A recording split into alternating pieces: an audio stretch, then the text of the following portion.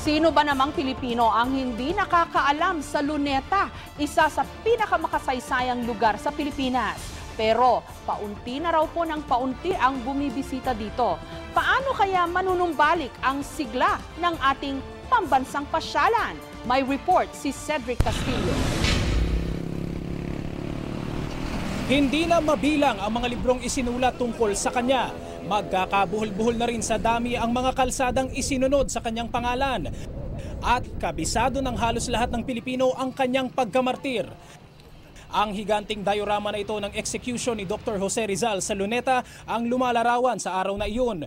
Marahil hindi na nga mabubura sa isip natin ang kabayanihan ni Rizal, di tulad ng mga bakal ng rebultong ito na unti-unti nang kumukupas. Ang mga gwardya sibil, nabali na ang mga sandata. Ang sombrero ni Rizal na dati nasa paanan nito, tila pinagdiskitahan na rin. The public deserves a good park. Rizal Park in particular is the social equalizer.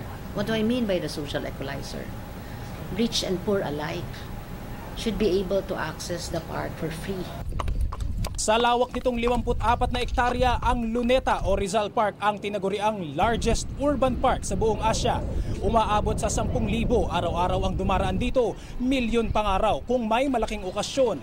Pero ang parking ito, lagusan na nga lang ba ng mga tumatawid mula Rojas Boulevard papuntang Taft Avenue? Pinaalam ko lang sa mga anak ko yung kung sino si Rizal at kung sa itong lugar na to kung saan siya pinatay.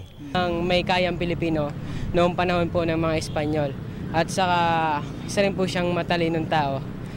Yung iba sa mall pero yung iba naman dito. Sa kuhang ito noong 1968, kitang-kitang wala pang gaanong establishmento sa paligid ng parke noon. Malaki na ang pinagkaiba sa hitsura ngayon.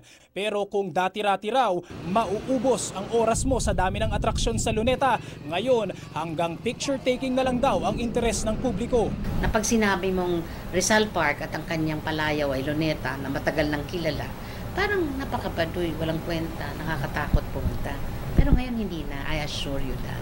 Bilang paghahanda sa darating na kaarawan ni Rizal sa Hunyo, dahan-dahan ngayong binubuhay ang Luneta. Ang musical dancing fountain na binuksan nitong Disyembre, mas papagandahin pa raw para sa 150th birthday ng pambansang bayani. Sinimula na rin ang rehabilitasyon ng higanting mapa ng Pilipinas sa gilid ng Taft Avenue. Tinatayuan na ito ng boardwalk sa gitna at planong palibutan ng mga LED TV screens. Bukod sa 50 security personnel na nakakalat sa lugar, nakakubli na rin ang ilang CCTV cameras pandagdag seguridad. Parking is a challenge. So we are thinking of putting parking spaces either underground or off-ground. It's in the drawing board to really put a free Wi-Fi zone in Rizal Park. Pero di lang si Rizal ang nasa Luneta, may iba pang piraso ng kasaysayan na matatagpuan dito. Nariyan ang rebulto ni San Lorenzo Ruiz na regalo pa ni Pope John Paul II.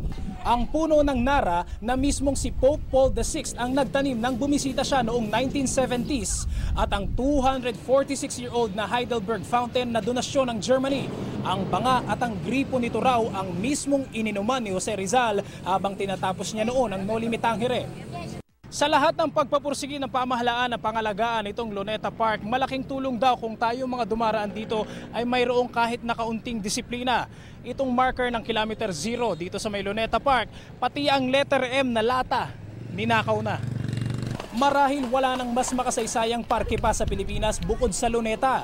Ang hinihingi lang mula sa atin, alagaan ito at ibigay ang nararapat na pagpapahalaga.